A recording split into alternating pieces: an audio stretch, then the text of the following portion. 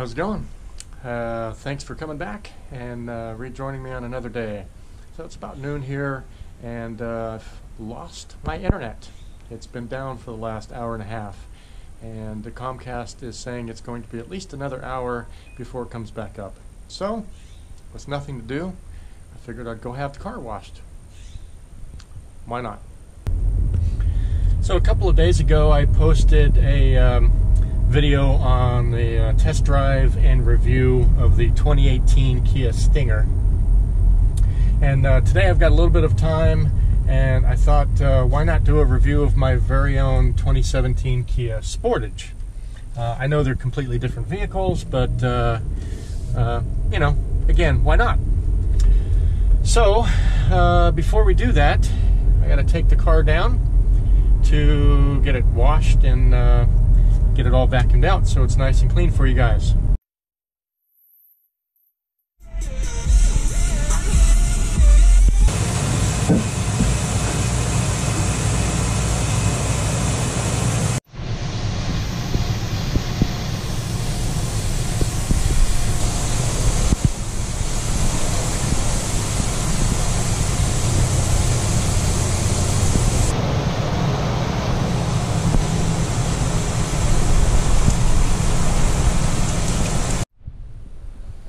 Okay, now that she's all cleaned up, I feel a lot better, and we can give you guys a look. So, 2017 Kia Sportage SX, which is a turbo model. This is the top of the line for the Sportage for the 2017 year. It has 245 horsepower, and it's a little bit sleeker, a little bit shorter, I believe, and some would even say a little bit sportier than its predecessor, the 2016. Now, not much has changed in the 2018 model, but you can see here there's been significant changes between the 16 and the 17, and since I'm here at the front, I'll go ahead and start here. So we do have the HID headlights. These are actually bending headlights. As I turn corners, this one here will actually turn with me a little bit, and then of course straighten out when the wheel is straightened out. It also has autonomous braking, which if you didn't know, there's a sensor up here in the windshield. So if I'm coming up on somebody too quickly, or I just, fall asleep and forget to brake, the car will actually brake for itself and come to a stop. Additionally, the SX comes with what everybody calls the Ice Cube fog lamps. They're actually pretty cool. 19-inch wheels are standard on this trim line as well. And then here we have the lighted mirrors, and we have blind spot detection. Well, the light in the mirror will actually come on anytime it sees somebody behind me in my blind spot. But if I have my blinker on, I'll actually get an audible warning inside the vehicle. Now, if you happen to be one of those people that saw the video on the 2018 Stinger, you may recall the dealer or the sales rep mentioning that the engine that's in my 2017 Sportage is the exact same engine that's in the first two trim models of the Stinger, which is the base and the premium model. Again, it is a turbo, 245 horsepower, which again, in my opinion, isn't too bad for a CUV. Also, you may recall from the Stinger video, I said that I drive the heck out of it, and I meant it. And I do that because it really is a fun car to drive.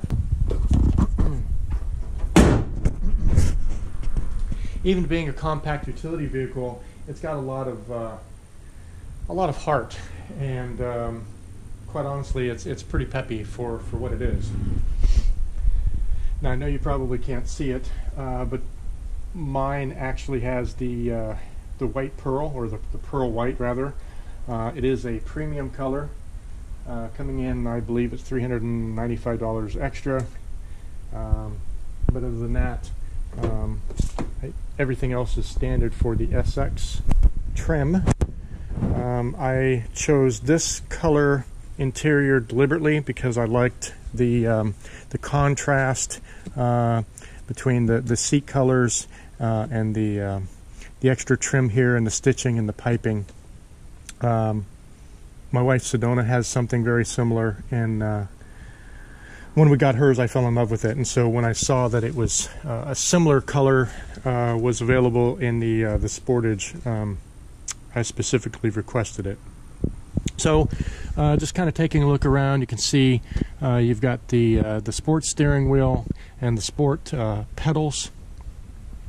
It is an automatic, so you have paddle shifters, which in my opinion are a little too small. They should have made them a little bit bigger. It's kind of awkward the way that Kia's designed this. But what they did instead, or I should say as an alternative to shifting with the paddles, is when you put it in drive, you can move the shift knob over, okay, so that you're shifting manually now instead of having the car shift for you. And you can shift, I don't know if you can see that, move it up. Well, it's only going to go to second, but anyway, back is down and up is forward. Now again, even with this over, the car will still shift for you. So as an example, if I'm going down the road and I hit 65 RPMs, or I'm sorry, if I hit 6,500 RPMs, or it's actually 6,800, the car will shift for me. It's not going to go much into the red line. As you can see, it does have push button start, heated and cooling seats, heated steering wheel, heating and cooling on the other side, so you can hopefully see that the seats are perforated, getting that heating and cooling going for you. A full 8-inch touch display. It does have downhill assist, so downhill brake control on, helps you slow down on steep hills. Over here you have the lane departure warning, so when I'm pressing the button, the little light there is telling me it's activated or not activated. And what that's going to do is, if I do not have my blinker on and I move into another lane, and it detects that again by I believe something up here in front of the mirror, it senses that I'm crossing the line, then it will beep at me. I will get an audible signal here inside the car. Other than that, pretty much standard, you know, your 12-volt USB, and then kind of what's nifty is in the back, not only do you have the air conditioning vent, but you also have another 12-volt and a USB plug for the passengers in the back. And if you're not aware, the SX comes standard with the full sunroof. So we can pop that up just in the back.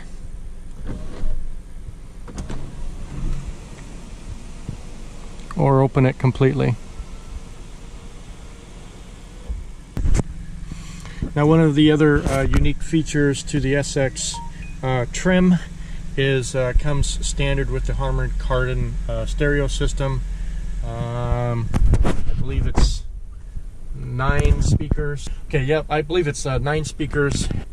The Harman Kardon stereo system in this thing is really a good stereo system in my humble opinion. I'll give you a quick listen.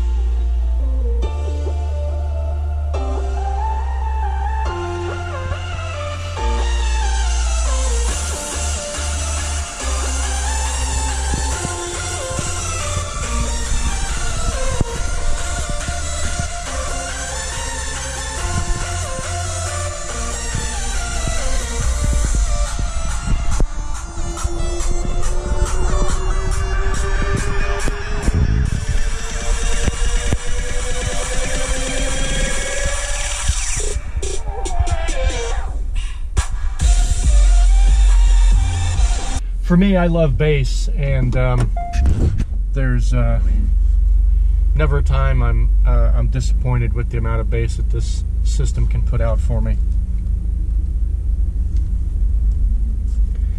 Again, I really do enjoy driving this car. I guess for a lot of different reasons.